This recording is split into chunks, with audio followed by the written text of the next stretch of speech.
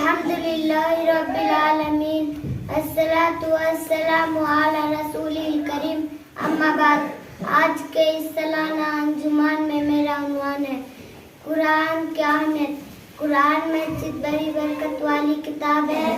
قرآن مسجد کو برکت والی ذات نے نازل کیا ہے.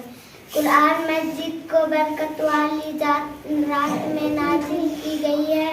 قرآن مسجد ایک عظیم نعمت ہے. قرآن مسجد باعث ہدایت ہے. قرآن مسجد باعث رحمت ہے. قرآن مسجد دوا بھی ہے اور دعا بھی ہے. قرآن مسجد ایک لازوال میں عزیز معجزہ بھی ہے. السلام علیکم ورحمۃ اللہ وبرکاتہ.